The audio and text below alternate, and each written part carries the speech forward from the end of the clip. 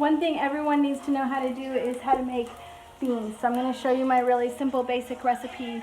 I fried up very small diced onions, and I'm going to hurry and get in my spices here. I have cumin powder. I'm going to put in about a teaspoon of cumin powder. I'm going to put in a 1/4 teaspoon of cumin seed. I already added extra oil there to the center of the pan. I'm going to push that oil over there. Leave the spice on the bottom. Get that oil mixed in with that. And then I'm going to have chipotle chili. You want to use a ratio of 2 parts chili to 1 part cumin. And 2 parts coriander to 1 part cumin. Today I'm going to go with a little bit less chili because I want the baby to eat this. And he likes spice, but not as much as my other son. So just a little bit of chipotle chili, a little bit of adobe chili. I'm going to add a good 1.5 teaspoons of coriander. Because again, I'm going for less spicy, but generally I would do 1 teaspoon cumin and 2 teaspoons coriander. Now I'm just going to get the oil all mixed in with that.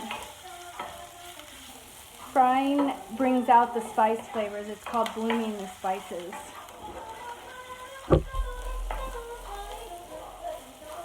And to that, I'm going to add to my pan of beans here that I have cooked for 4 hours. I cooked these pinto beans and I soaked them for 18 hours and drained them and gave them a very good rinsing after I drained them. You want to soak your beans for 12 to 24 hours. After that point in time, if you can't cook them and you're busy, you can drain them and cover them with a cloth, and if the ambient temperature is less than 80 degrees, you can leave them out of the fridge. If it's higher than 80 degrees, you can put them in the fridge so they don't ferment. I'll even go up to 90 degrees if it's me. I cooked these beans initially with 3 bay leaves, a pinch of wakame, which adds iodine to the mixture, and 3 garlic cloves, as you can see in there. You don't add a lot of spice at the beginning. And these are, you can serve at this point, or you can cook for another half an hour and then serve it. I'm also going to add a teaspoon of salt. You don't have to add the red pepper, but at the minimum you want to add the fried in onions towards the end of cooking. You can add onions directly to the water, but you're going to need a much longer cooking time, all day or so, and it's harder to bring out that sweetness and the sugars in the onions.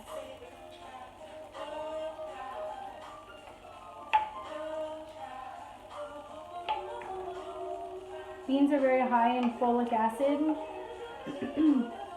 which contributes to DNA synthesis and replication. To prevent aging, you want to have proper DNA synthesis and replication, and one way you can do that is by doing the beans. So I hope you enjoyed me.